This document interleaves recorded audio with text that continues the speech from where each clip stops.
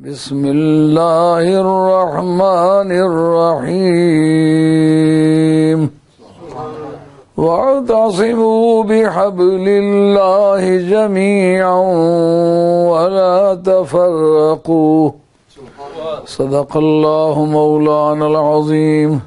محترم حاضرین، میں نے قرآن مجید کی ایک ناتمام آیت پڑھی ہے، اس کو دوبارہ تلاوت کر دیتا ہوں، پھر اس کا ترجمہ اور کرتا ہوں، پھر اس سے متعلقہ مضامین جو اللہ نے توفیق دی ہے آپ کے سامنے پیش کرتا ہوں۔ اللہ کریم فرماتے ہیں وَاعْتَصِمُوا بِحَبْلِ اللَّهِ جَمِيعًا، تم سارے کے سارے لوگ اللہ کی رسی کو مضبوطی سے پکڑ لو، وَلَا تَفَرَّقُوا، اور آپس میں مت بکھرو، اکٹھے ہو کے رہو۔ یہ ایک اسلام کی داخلہ پالیسی ہے اور ایک اسلام کی خارجہ پالیسی ہے۔ اس میں قرآن کہتا ہے لا يتخذ المؤمنون الكافرين اولیاء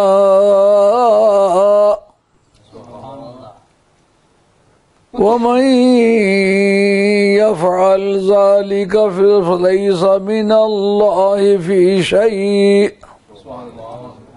یہ خارجہ پالیسی ہے کہ تم جو دشمن ہیں ان کو دوست مت بناؤ، کافروں کو دوست مت بناؤ۔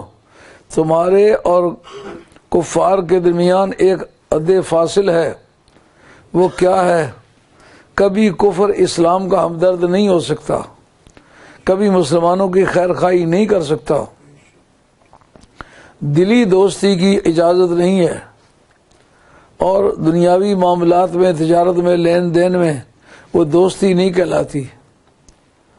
اور لا تتخذوا عدوی وعدوکم اولیاء، یہاں اس پہلی جو آیت پیش کی ہے اس میں رب کہتا ہے کہ تم کافروں کو اپنا دوست مت بناؤ۔ جو آدمی ان کو دلی دوست بنائے اللہ کی بارگاہ میں وہ کسی مذہب کا انسان نہیں ہے۔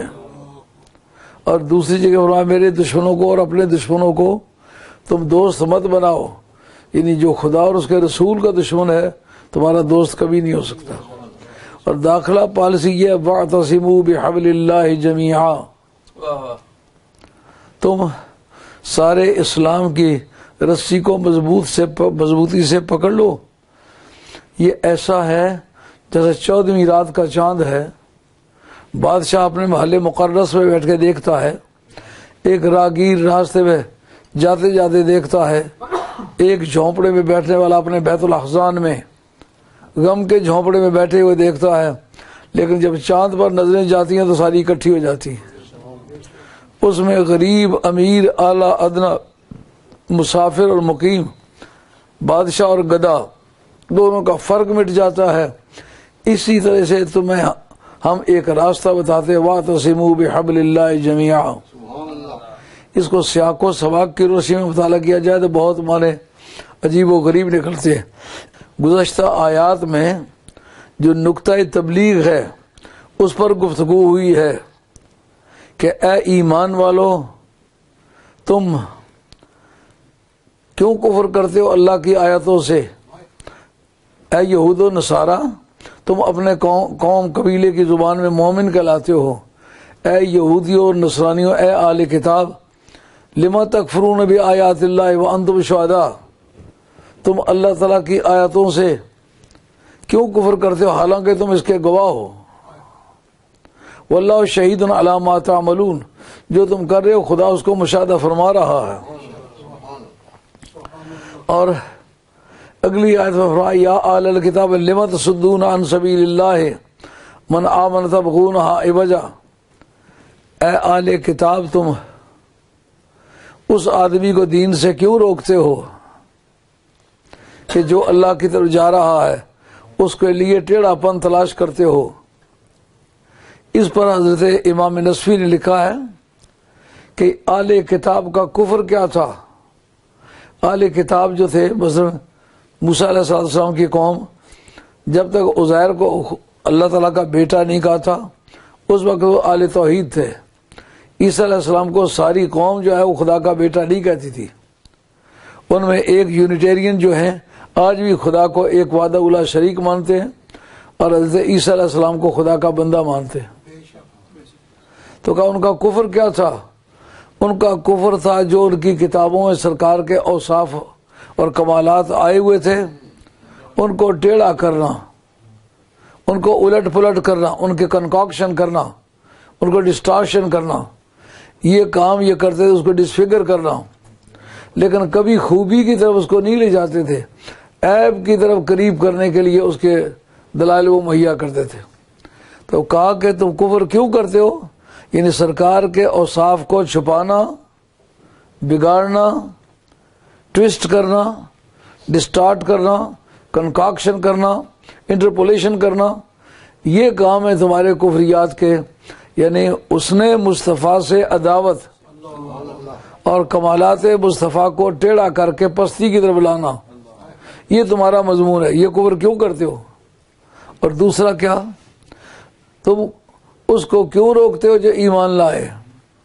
یعنی ایک کفر کرنا، دوسرا کافر بنانا، یہ دو کام ہیں تمہارے. اور مراد تمہاری کیا ہے؟ مراد تمہاری غلبہ ہے. تم یہ چاہتے ہو کہ اس طریقے سے ہم غلبہ حاصل کر لیں. غلبہ حاصل کرنے کا یہ طریقہ نہیں ہے. غلبہ حاصل کرنے کا طریقہ وَاعْتَصِمُوا بِحَبْلِ اللَّهِ جَمِيعًا. حضرت امام جعفر صادق رضی اللہ تعالیٰ سے روایت نقل کی ہے، امام ابن حجر مکی نے سوائے مرکہ کے اندر کہتے ہیں حبل اللہ سے مراد اولاد رسول ہے، آل بیت اطہار ہیں. یعنی جتنے بھی جھگڑے پڑے ہیں منکرین اہل بیت سے وہ شروع ہوئے ہیں. سب سے پہلا جھگڑا جو ہے وہ خوارج کا ہے. خارجیوں نے جو جھگڑا کیا ہے سب سے پہلے انہوں نے حضرت علی مرتضیٰ کو کافر کہا ہے. یعنی منکرین کا حرف آغاز جو ہے وہ انکار آل بیت ہے.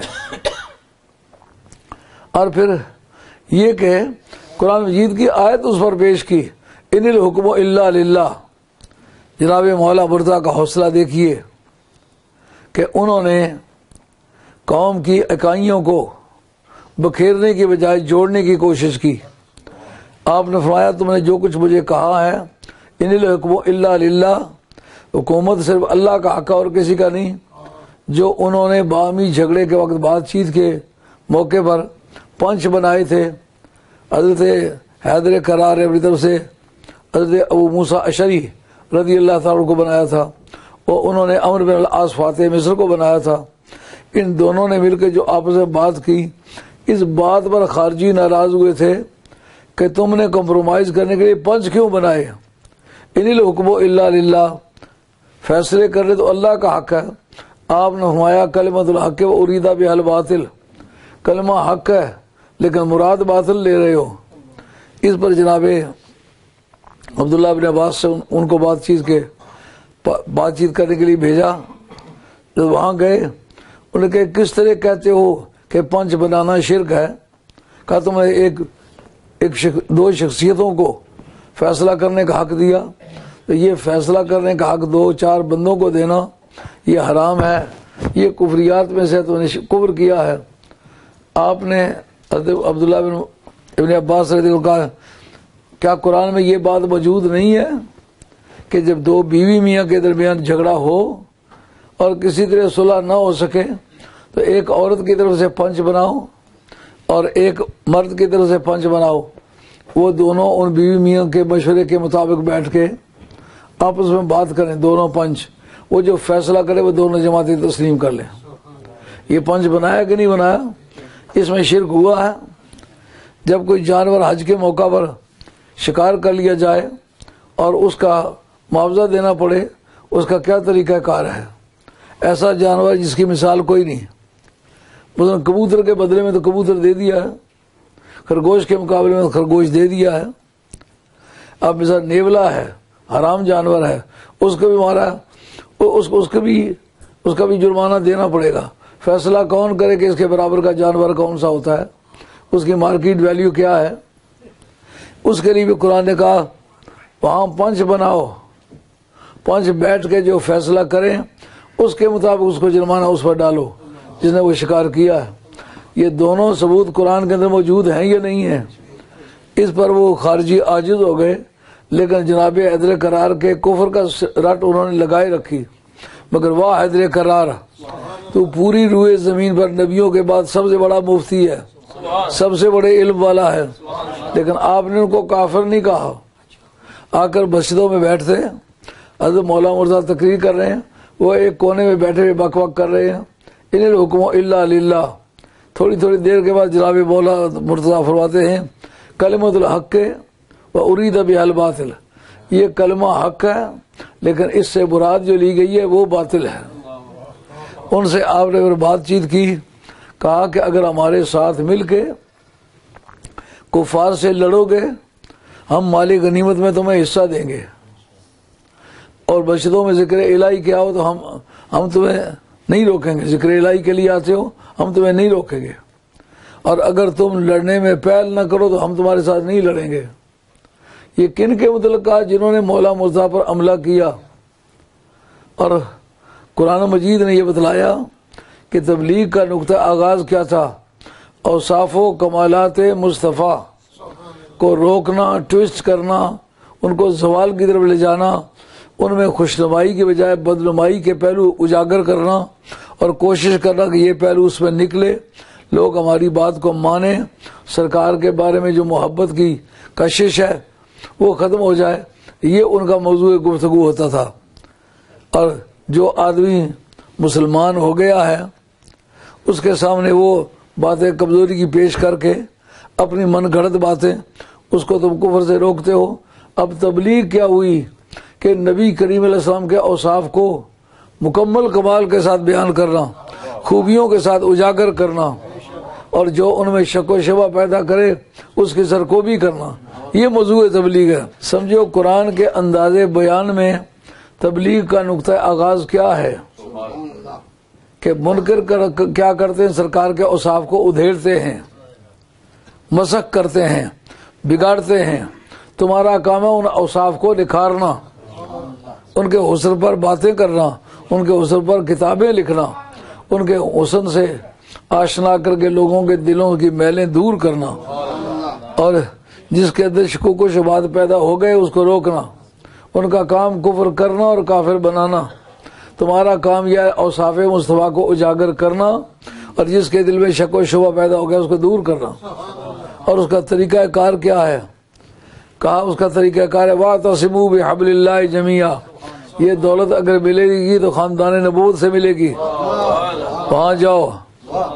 اب اس معاملے نے جو دنیا میں انتشار پیدا کیا ہے، آج کوئی سے دو مسلمانوں کو اکٹھا کرنے میں بڑی دقت پیش آ رہی ہے۔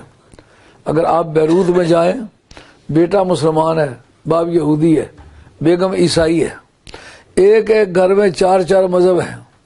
اس کی ابتدا اسی طریقے سے ہوئی ہے، وہاں سنی اور شیعہ کا جھگڑا ہوا ہے۔ اس جھگڑے سے امریکہ نے فائدہ اٹھایا، وہاں انہوں نے اپنی یونیورسٹی بنائی، نتیجے کے طور جو قومیں ان کے پاس پڑھی ان کا یہ سارے غلط ہیں۔ مذہب کی پابندی جو ہے وہ غلط ہے، کوئی سا مذہب جدھر بھی آدمی کا تعلقات پیدا ہو جائیں تو وہاں بیگموں کے ذوق میں آ کے لوگوں نے اپنے تمام مذاہب چھوڑ دیے۔ تو وہ پہلے بحث سنی اور شیعہ کی شروع ہوئی، یہ شیعہ ہے، یہ سنی ہے۔ ہم دیکھتے ہیں کہ اس بارے میں ہم مقلد ہیں امام ابو حنیفہ کے، اور پورا مصر جو ہے، پورا انڈونیشیا جو ہے، پورا ملیشیا جو ہے، یہ سارے کا سارا شافعی ہے، پورا افریقہ یہ مالکی ہے، اور تمام پاکستان، ہندوستان اور رشیا کے دور دراز کے علاقے، کاشغر تک جو پہلا صوبہ ہے چین کا، اور چین کے اندر اکثریت جو ہے وہ حنفی مذہب کی ہے۔ اب دیکھنا یہ ہوگا جن کی تقلید ان سب لوگوں نے اختیار کی ہے ان کا موقف کیا تھا۔ کسی کو کافر کہنے میں، کسی کو گمراہ کہنے میں جلدی کرنا یہ صحیح نہیں ہے، کیونکہ قرآن مجید حدیث ہے، رسول پاک بخاری شریف کتاب الایمان کے اندر حدیث آتی ہے، فرمایا امرنا ان نقاتل الناس حتی یقولوا لا الہ الا اللہ، ہمیں حکم دیا گیا کہ ہم لوگوں سے جنگ کریں جب تک کہ وہ کلمہ نہیں پڑھ لیتے۔ جب وہ کلمہ پڑھ لیتے فیضا قالوا، اسموا منا دماءہم و اموالہم، جب انہوں نے کلمہ پڑھ لیا تو پھر انہوں نے اپنی جانیں بھی ہم سے بچا لی ہیں، مال بھی ہم سے بچا لیے ہیں۔ اس کا مطلب جب تک کوئی کلمہ نہیں پڑھتا اس وقت تک ہمیں اس کے ساتھ جنگ کرنے کا حق حاصل ہے، جب کلمہ پڑھ لے تو پھر اس کے ساتھ ہمارے لیے جنگ ممنوع ہو جائے گا۔ فرمایا سرکار نے کہ من صلی صلاتنا، جو ہمارے جیسی نماز پڑھے، وَأَكَلَ ذَبِيحَتَنَا، اور ہمارے ذبیحہ کھائے، وَاسْتَقْبَلَ قِبْلَتَنَا، اور ہمارے قبلے کی طرف منہ کر کے نماز پڑھو، مسلم فعلیہ ما علی المسلم، اس کی ڈیوٹی وہی ہے جو مسلمان کی ڈیوٹی ہے، فلہو ما للمسلم، اس کا حق بھی وہی ہے جو مسلمان کا حق ہے۔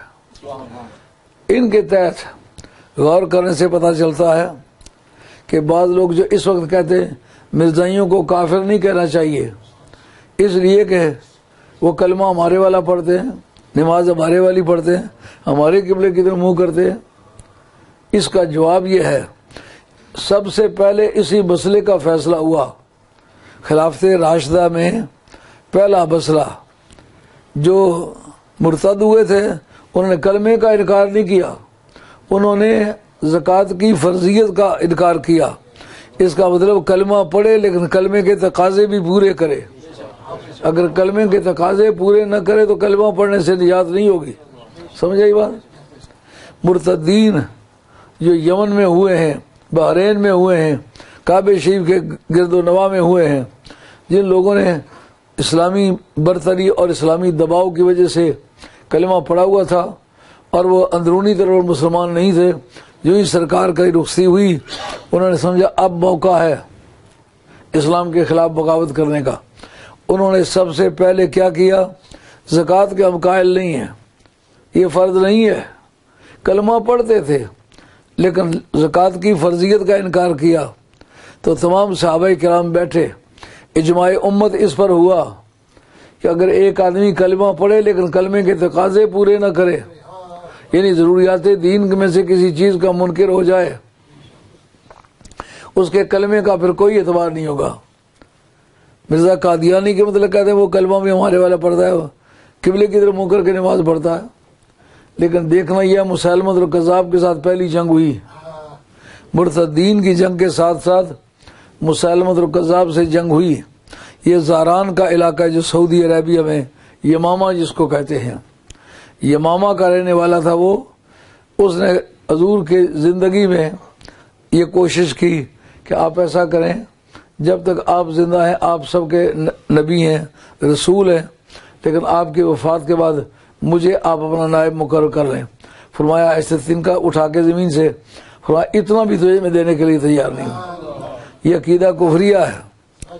جس وقت دیکھا کہ وہ نمازیں کون سی پڑھتا تھا، نمازیں ہماری والی پڑھتا تھا، حج ہمارے والا کرتا تھا، ہمارے قبلے کی طرف منہ کرتا تھا، اذانیں ہمارے والی تھیں، سب قوائب جو تھے، نماز پڑھنا، روزہ رکھنا، حج کرنا، قبلے کی طرف منہ کرنا، یہ سب چیزیں اس کے اندر موجود تھیں۔ پھر جنگ کیوں ہوئی؟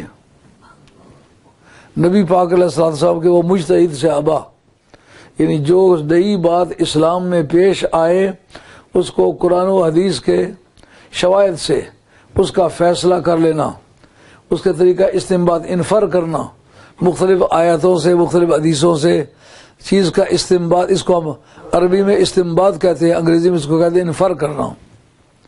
اب انفر اس میں سے کرنے والے چوٹی کے آدمی پورے صحابہ میں حضرت مولا مرتضیٰ تھے، اور حضرت عبداللہ بن مسعود تھے، حضرت عبداللہ بن عباس تھے، جن کو خلفائے راشدین کی موجودگی میں استنباط کے لیے، انفار کرنے کے لیے اولیت دی گئی تھی۔ یہ وہ لوگ تھے، اس میں موجود تھے۔ ایک بھی ایسا آدمی نہیں تھا جو صحابہ میں سے مجتہد ہو، یعنی قانون سازی کی قوت رکھتا ہو، قرآن و حدیث کی براہ راست یا بالواسطہ جو مفہوم نکلتا ہے اس کو جانتا ہو تو وہاں موجود نہ ہو۔ سب نے موجودگی میں یہ فیصلہ کیا کہ مسلمۃ الکذاب کے مطلب کیا کیا جائے۔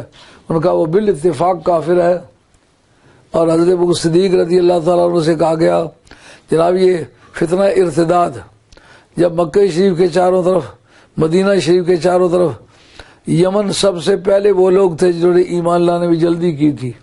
سرکار نے فرمایا الایمان یمانی والحکمت یمانیہ، ایمان یمنی ہے، کیونکہ انہوں نے سرکار کے میلاد والی تاریخ کو، جو ابابیلوں کو دیکھا، وہ ہاتھیوں کو بم مار کے، کنکریوں کے بم مار کے ٹکڑے ٹکڑے کر کے پھینک دیا. انہوں نے سمجھ لیا کہ یہ کوئی اللہ والا ہے جس کے بازوؤں میں یہ طاقت ہے، وگرنہ ابابیل ہاتھی مارا کرتے ہیں. ابابیل کا ہاتھی سے کیا رشتہ ہے؟ اس لیے انہوں نے ایمان لانے میں جلدی کی تھی. اس لیے رب کریم نے فرمایا الم تر کیف فعل ربک، نہیں دیکھا کہ تیرے پالنے والے نے ہاتھیوں والوں سے کیسا سلوک کیا. یعنی رب کعبہ بن کے ہم نے ان کو مارا نہیں، ہم نے رب محمد بن کے مارا ہے. اس وجہ سے یمنی لوگ جو تھے وہ ایمان جلدی لائے تھے. یمن میں بھی ارتداد پورے جوبنوں پر آیا. بحرین اس وقت دور ترین کا علاقہ تھا مدینہ شریف سے، تقریباً یہ وہاں سے کوئی 1300-1400 میل یا اس سے بھی زیادہ بنتا ہوگا. یمامہ میں صرف اسی فاصلے کو ماپنے کے لیے مدینہ شریف سے میں یمامہ گیا تو وہ ان کے گاڑیوں پر میٹر یا میل جو بھی کچھ لکھا تھا 1300 بنتا تھا. تو اتنے دور کا علاقہ، وہاں بھی وہ ارتداد پہنچا. تو جب ارتداد اتنے جوبنوں پر پہنچا تو پھر سوال اٹھا کہ مدینہ شریف کی راکھی کون کرے گا. تو حضرت ابوبکر صدیق رضی اللہ تعالیٰ عنہ نے یہ جواب میں کہا اگر مدینہ طیبہ کی عورتوں کی رانوں کا گوشت کتے کھا جائیں میں اس کو قبول کروں گا، لیکن نبی پاک علیہ السلام کے بعد جو بدعی نبوت ہوگا اس کو کبھی قبول نہیں کروں گا. اس کا مطلب جو آج مرزا قادیانی یا اس کے ساتھیوں کے بارے میں سوال اٹھتا ہے، اس کا جواب پہلی تاریخ دے دیا گیا ہے. نمازیں یہی پڑھتا تھا. اب انہوں نے پھر کام کیا کیا ان کے پہچاننے کے لیے یہ ایماندار ہیں یا بے ایمان. ان کا جب ایک دوسرے کے سامنے جاؤ تو ایک کاشن بولو. کیا کاشن؟ کہ یا محمد کیا مطلب جب کلمہ پڑھنے والے بے ایمانوں سے واسطہ پڑ جائے، نمازی قسم کے بے ایمانوں سے واسطہ پڑ جائے، قبلے کی طرف منہ کر کے وہی الحمد شریف اور وہی کل شریف پڑھنے والے سے بے ایمان سے واسطہ پڑ جائے، اس وقت یا رسول اللہ کا نعرہ لگاؤ، پھر حق حق اور باطل باطل ہو جائے گا. میں نے آپ کے سامنے 4 ائمہ کے نام سے مختلف ممالک کا نام لیا. امام مالک کے ساتھ نسبت دکھائی ہے افریقہ کی، اور پورا مصر، پورا انڈونیشیا اور پورا ملیشیا اور پورا تھائی لینڈ، کمبوڈیا، برما، ان سب ملکوں میں مذہب شافعی ہے. سارے ہندوستان میں سوائے مدراس کے ساحلی علاقوں کے یا بمبے کے جو ملا تھے ان کا مذہب جو تھا وہ شافعی تھا، کیونکہ یہ لوگ یمن سے ملائی کے سلسلے میں آ کے آباد ہوئے تھے، جن کو بافقی وہاں کہتے بمبے میں. بافقی یہ بازاروں میں دکانوں پر بھی لکھا ہوتا ہے بافقی. یہ وہی بافقی ہیں جو یمن سے آئے تھے. ان کے سوا پورا ہندوستان جو تھا وہ سارا انفی تھا، اور پورا رشیا انفی تھا، پورا ترکیہ انفی تھا، اور آگے کاشگر اور پورا چائنا، حتیٰ کہ مجھے جانے کا اتفاق ہوا ہے جو جزیرہ پہلے انہوں نے کرائے پر لیا ہوا تھا، چین کا جزیرہ ہے، تو اس جزیرے تک وہ مذہب حنفی آیا ہے. مجھے وہاں تک جانے کا اتفاق ہوا ہے. ان چاروں مذہبوں کے جو امام ہیں، امام احمد بن حنبل رضی اللہ عنہ کا جو مذہب ہے وہ اکثر حجاز میں اور یہ جو علاقہ نجد کا اس میں ہے. لیکن چاروں اماموں نے کیا کیا ہے؟ چاروں اماموں کا مشترکہ مذہب ہے کہ اس کی حدیث لینی ہے جس کی شہادت قابل قبول ہے. جس کی شہادت قابل قبول نہیں ہے اس کی حدیث نہیں لینی. اس پر سوال اٹھتا ہے کس کس کی آپ نے حدیث لی ہے؟ خارجیوں کی حدیثوں سے پورا بخاری اور مسلم دونوں. امام سیوطی رحمۃ اللہ علیہ نے تدریب الراوی شرح تقریب النووی صفحہ 238 اس کے اندر لکھا، یہ آخری پیجز ہیں اس کے، کہ مسلم اور بخاری خارجیوں کی روایتوں سے پر ہے. تو کافر کی روایت تو نہیں لی جاتی نا. اکرمہ چوٹی کا خارجیہ جو جناب حیدر کرار کا کفر اس نے پھیلایا تھا پورے افریقہ میں، اس کو بھی عبداللہ ابن عباس کے وہ روایتیں کرتا رہا. بخاری کی درجنوں سے زیادہ حدیثیں اس کی روایت کرتا ہے. اگر کافر سمجھتے اس کو، اس کی روایتیں لیتے. خارجی، رافضی، معتزلے، درمیہ، جہمیہ، کلابیہ، عباضیہ، یہ سب فرقے ہیں جن کی حدیثیں بخاری اور مسلم دونوں کے اندر موجود ہیں. اس کا مطلب ہمارے امام ابو حنیفہ نے تو ہر آدمی کو کافر کہنے کی جسارت نہیں کی. یہ جو حنفی بھی کہلاتے ہیں، ہر اٹھتے بیٹھتے کو یہ شیعہ یہ کافر ہے، یہ وہابی ہے یہ کافر ہے، نہیں، سوائے اہل سنت کے حق پر کوئی نہیں ہے.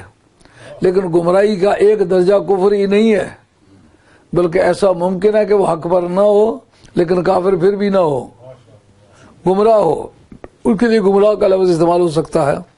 لیکن کافر کہنا اس کے لیے جو ضروریات دین کا منکر ہو، جو دین کے ضروری معاملات ہیں ان کا انکار کرو. کہے میں روزہ رکھنے کا قائل نہیں ہوں، میں روزے کو فرض نہیں سمجھتا، میں نماز کو فرض نہیں سمجھتا، حج کو فرض نہیں سمجھتا، یہ جملے بولے تو وہ کافر ہے، خواہ وہ نماز پڑھتا بھی ہو. لیکن جب زبان سے یہ بولے تو ضروریات دین کا منکر ہے، وہ کافر ہے.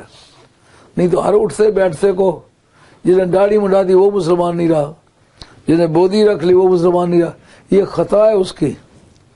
اصل زندگی وہ ہے جو حضور نے دی ہے، لیکن اس سے پھسلنے پر کفر تک پہنچ جانا یہ ضروری نہیں ہے. ایسا ممکن ہے ہدایت پر نہ ہو پر کافر بھی نہ ہو. ہماری زندگی کی پالیسی اس پر گزری ہے جس کو قرآن اور حدیث کی روح سے صحیح سمجھا ہے. اگر ہم ان پڑھ ہوتے تو پھر تو ہمارے سامنے فیصلہ کرنا ممکن ہی نہ ہوتا. جس وقت ہم نے یہاں سے لے کر کے نبی کریم علیہ السلام کے عہد تک، سرکار کے صحابہ کے دور تک سب لوگوں کو تحقیق کیا، ان کا مذہب کیا تھا، عقائد کی ساری کتابیں پڑھی ہیں. تو ان کا اگر ایک آدمی نے 99 وجوہات کفر کی پائی جاتی ہیں اور ایک وجہ اس کے ایمان اور اسلام کی پائی جاتی ہے، تو اس ایک وجہ کی بنیاد پر آپ اس کو مسلمان کہنے کے پابند، کافر کہنے کی اجازت نہیں. یہ کس کا فتویٰ ہے؟ یہ امام ابو حنیفہ کا فتویٰ ہے. اور پھر ایک بڑا پرنسپل، جن چیزوں کا ذکر اسلام میں داخلے کے وقت کیا جاتا ہے انہی کے انکار سے آدمی کافر ہوتا ہے. یعنی جو چیزیں انسان کو اسلام میں داخل کرتی ہیں انہی میں سے کسی کا انکار کرنے سے آدمی کافر ہوتا ہے. یہ ذکر ہے کہ تو فلاں فلاں صحابی کو مانتا ہے کہ نہیں، فلاں فلاں کو افضل مانتا ہے کہ نہیں، یہ کہتے ہو؟ نہیں کہتے ہو نا. اس کا مطلب یہ ضروریات دین میں سے نہیں ہے. افضلیت ایک ایسا مسئلہ ہے جو ضروریات دین میں سے نہیں ہے، نہ اس مذہب میں نہ سابقہ مذاہب میں. ہمیں کافی محنت مشقت کرنی پڑی ہے کیونکہ مولانا لوگوں نے کفر کا بازار گرم کیا ہوا ہے. ایک طرف دیوبندیوں کا انتہائی طبقہ ہے، جو بندہ دیوبندی نہیں ہے اس کو وہ کافر کہتے ہیں. ایک طرف شیعہ کے کچھ لوگ ہیں جو شیعہ نہیں ہے اس کو کافر کہتے ہیں. نہیں، نہ یہ شیعہ کو زیبا ہے، نہ وہابیوں کو زیبا ہے، نہ اہل سنت کو زیبا ہے. آپ دیکھیں حضرت غوث ثقلین تمام صوفیہ میں سب سے زیادہ ہائیلی کوالیفائڈ آدمی ہیں. معتزلہ کی تردید ان کے ہر واز میں ہے، لیکن کسی جگہ بھی آپ نے معتزلہ کو کافر نہیں کہا. علماء عقائد نے معتزلہ کی مذمت کی ہے جو خلق قرآن کے قائل ہیں، جو کہتے ہیں کہ قرآن اسی طرح مخلوق ہے جس طرح باقی مخلوق ہے. نہیں، ہمارا مذہب یہ ہے کہ ہر کلام متکلم کی صفت ہوتی ہے، جس صفت کا متکلم ہو اسی صفت کا کلام ہوتا ہے. چونکہ یہ کلام قرآن مجید جو ہے کلام باری تعالیٰ ہے، اللہ تعالیٰ کی ذات ازلی ابدی لم یزلی. یہ بات تو سمجھ میں آئی ہے نا. تکفیر کرنا، اپنے افراد کو گھٹانا، اپنے دوستوں میں کمی پیدا کرنا، یہ ائمہ کا مذہب نہیں ہے. تو سب سے زیادہ جس کو سرکار نے قاضی ہونے کی شان اپنے ہاتھ سے دی، حضور نبی کریم علیہ السلام نے جناب مولا مرتضی شیر خدا رضی اللہ عنہ کو یمن بھیجنا چاہا۔ عرض کیا یا رسول اللہ بما ترسلونی، آپ مجھے وہاں کیوں بھیج رہے ہیں؟ سرکار نے فرمایا قضیت کا قاضین، میں نے وہاں کا جج تمہیں مقرر کیا ہے۔ مفتی سے قاضی کے حقوق فائق ہوتے ہیں، اس کا علم مفتی کے مقابلے میں زیادہ بھی ہونا چاہیے۔ قاضی جب تک مجتہد کے درجے کو نہ پہنچتا ہو، قاضی اس کو مقرر نہیں کیا جاتا۔ اس لیے جتنے بھی قاضی مقرر ہوئے مجتہد، ان کو خواہ کہنا پڑے گا۔ اس عرض کے یا رسول اللہ لا ادری بل قضاء بین اثنین، یا رسول اللہ مجھے دو میں فیصلہ کرنے کا طریقہ ہی نہیں آتا، مجھے یہ نہیں پتا مدعی کو کہاں کھڑا کرتے ہیں، مدعی علیہ کو کہاں کھڑا کرتے ہیں، بیان مدعی سے شروع کرتے ہیں یا مدعی علیہ سے شروع کرتے ہیں، کس طرح بیان ہونے چاہیے، مجھے اس کا بالکل علم ہی نہیں ہے۔ اس بسا یدا علی صدر ہی، سرکار نے اپنا دست گرامی ان کے سینہ بیکینہ پر پھیرا، ما شکک تو بادہ فی القضاء، کہنے کو تو لوگ کہتے ہیں میرا بھی ہاتھ ہے، سرکار کا بھی ہاتھ ہے، وہ ہاتھ کہاں سے لائے گا جو ایک نوجوان کے سینے پر پھر جائے، جو کہتا ہے مجھے پتہ ہی نہیں قضاء کا معنی کیا ہے، وہ پوری زندگی میں پھر وہ کسی فیصلے پہ غلطی نہ کھائے۔ مسٹر بلیک سٹون نے لکھا ہے there was no decision achieved by any judge which was not impugned or appealed against، کہ دنیا میں کوئی ایسا جج نہیں گزرا کہ جس نے فیصلہ کیا اس کے خلاف پر کوئی اپیل یا پٹیشن یا اس کے امپیونمنٹ داخل نہ ہوئی ہو۔ ایک علی ہے، his decision was never challenged، ان کا فیصلہ کبھی چیلنج نہیں ہوا، اکیلا ہی ہے کائنات میں جس کے فیصلے پر کبھی نظر ثانی نہیں ہوئی، وہ موجود ہے، وہ فیصلہ کرنے کا حق رکھتا ہے۔ لیکن آپ نے فرمایا مسجدوں میں آنا چاہتے ہو تو میں منع نہیں کرتا، ذکر الہی کرو، منع نہیں کرنا چاہتا، اور اگر تم لڑائی میں ابتدا نہ کرو تو میں تم سے پہل لڑنے میں پہل نہیں کروں گا، اور اگر ہمارے ساتھ مل کے کفار سے لڑو گے تو مال غنیمت میں حصہ بھی دوں گا۔ اس سے بڑھ کر اور کیا فراخ دلی کی نشانی ہو سکتی ہے کہ اتنا علم ہوتے ہوئے جن کو سرکار نے قاضی بنایا انہوں نے کافر نہیں کہا۔ ہر شخص کو کافر کافر کافر کہتے جانا، اٹھتے بیٹھتے کافر کہتے جانا، یہ مسلمان کا شیوا نہیں ہے۔ اس سے مسلمانوں کی تعداد دن بدن گھٹ رہی ہے۔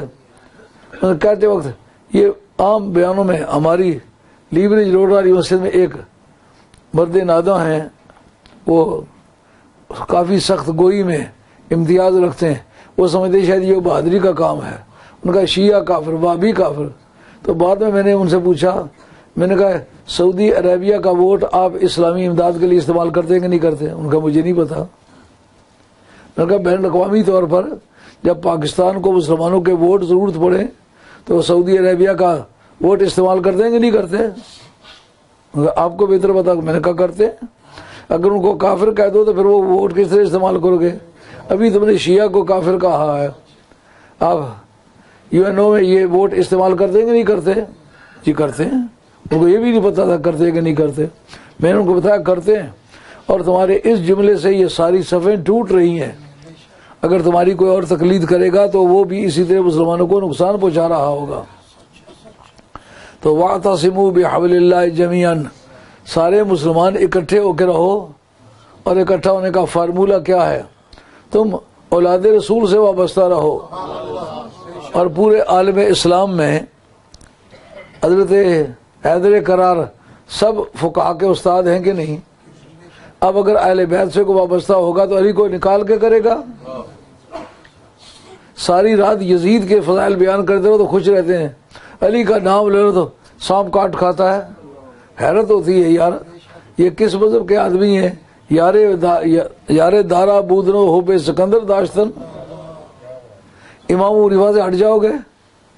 نہیں، امام حنیفہ کو امام شافعی کہتے ہیں کل الناس عیال علی ابی حنیفہ فی الفقہ، کا قانون کے متعلق دریافت کرنا ہو تو پورا عالم اسلام امام حنیفہ کا محتاج ہے۔ یہ تو امام شافعی کا قول ہے، اور امام مالک رحمۃ اللہ تعالی علیہ ان کے ایک واسطے سے امام حنیفہ استاد بنتے ہیں، اللہ حاضل قیاس۔ اس کے بعد امام محمد باقر ہیں، امام محمد باقر امام حنیفہ کے بھی استاد ہیں، امام مالک کے بھی استاد ہیں، امام شافعی کے بھی بالواسطہ استاد ہیں، امام احمد حنبل کے بھی بالواسطہ استاد ہیں۔ اہل بیت کو نکال کے جاؤ گے کہاں وہ کون سا مذہب ہے جو اہل بیت سے بالا سیدھا حضور تک جاتا ہے؟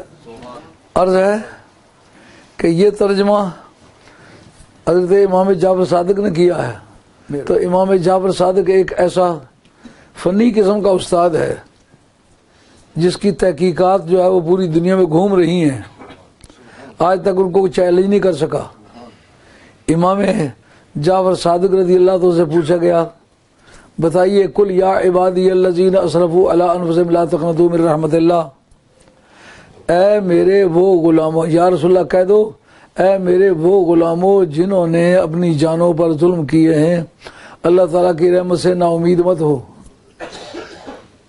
آپ سے پوچھا گیا کہ کیا آپ بھی اس آیت سے امید رکھتے، توقع کرتے کہ اس سے بھی آپ کو حصہ ملے گا؟ آپ ہم اس آیت سے اپنے بارے میں کوئی رعایت کی توقع نہیں کرتے۔ کہا کس طرح نہیں کرتے؟ ان کا اس کا مخاطب ہم ہیں ہی نہیں، اس کی مخاطب امت ہے، یہ امت کی خصوصیت ہے۔ کس طرح مخاطب نہیں ہے؟ کہا کل کہہ دے اے محبوب، کل رپورٹنگ ورب ہے، آگے یا عبادی سے رپورٹڈ سپیچ ہے۔ رپورٹڈ سپیچ جو ہے یہ مقولہ کل ہوتی ہے، یعنی اس جگہ متکلم جو کلام کرنے والا اس کا کلام شروع ہوتا ہے۔ کل جو ہے یہ باری تعالیٰ کا کلام ہے۔ آگے یا عبادی سے یہ مدینے والی سرکار کا کلام ہے۔ آپ کو دیکھنا ہوگا کہ کون سا حصہ خدا کا کلام ہے، کون سا مدینے والی سرکار کا کلام ہے۔ یا عبادی سے سرکار کا کلام ہے، یا ضمیر متکلم ہے، واحد مذکر کی ضمیر ہے۔ اے میرے غلاموں، فرمایا اولاد غلام نہیں ہو سکتی۔ اگر کوئی لڑکا وہ خریدے بعد میں دریافت ہو یہ تمہارا بیٹا ہے، اسی وقت آزاد ہو جائے گا۔ اولاد ہو تو غلام نہیں ہو سکتا، سمجھے بات؟ اے میرے غلاموں، اس سے مراد نبی پاک کے تمام کلمہ گو ہیں۔ وہ ایک بےہودہ انسان مجھے لکھتا ہے کہ تم علی کو امتی نہیں سمجھتے؟ یار ایک معنی وہ امتی ہیں اور ایک معنی میں امت نہیں ہے۔ من وجہ امتی ہیں، من وجہ غیر امت ہے۔ اس کا ثبوت کہا یا عبادی میں صرف امت مراد ہے، اہل بیت مراد نہیں ہے، کیونکہ اہل بیت جو ہے رسول اللہ صلی اللہ علیہ وسلم کی اولاد ہے۔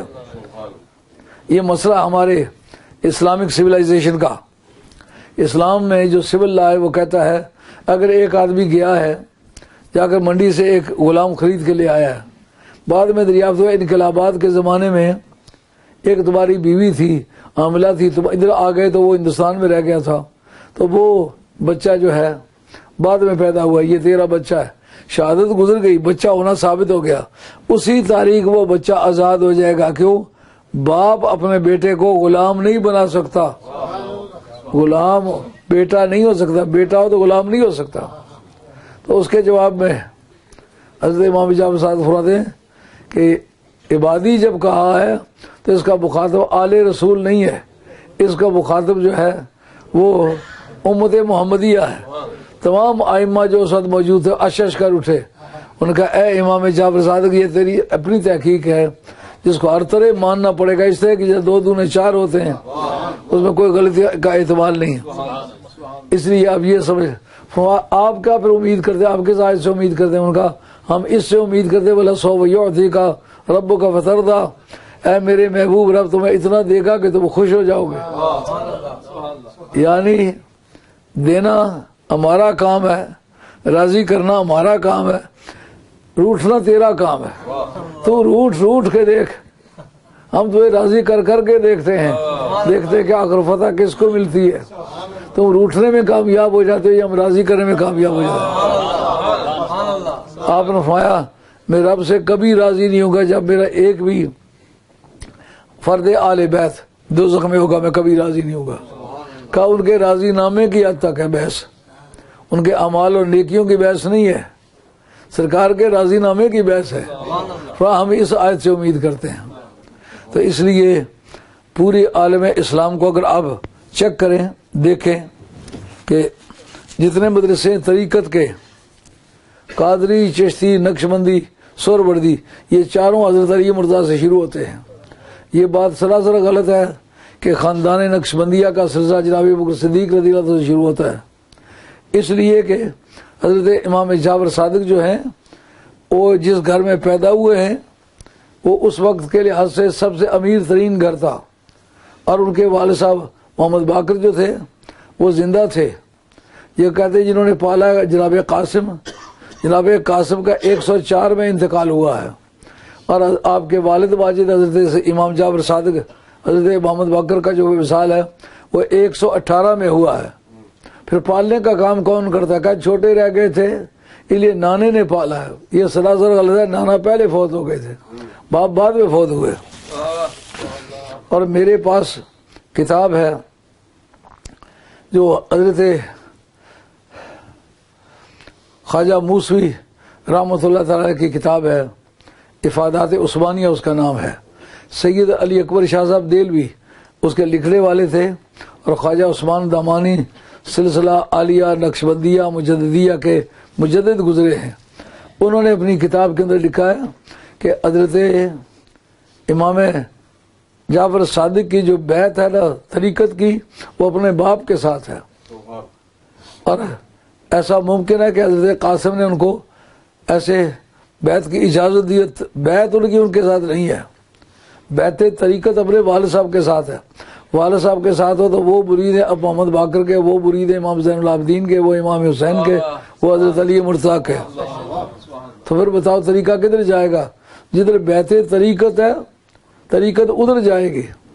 اس لیے قادری، چشتی، نقشبندی، سہروردی، شاذلی، بدوی، زنجانی، خلوتی، اشتاریہ، درکاویہ، دندراویہ، سارے کے سارے جو ہیں وہ مرید ہیں آل بیت کے، اور بڑے مشہور ہیں قرات سبع اور قرات عشرہ۔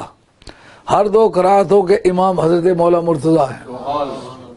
ان کے مشہور شاگرد ہیں حضرت ابی بن کعب، جنہوں نے پہلا مدرسہ مدینہ شریف میں قرات کا شروع کیا تھا۔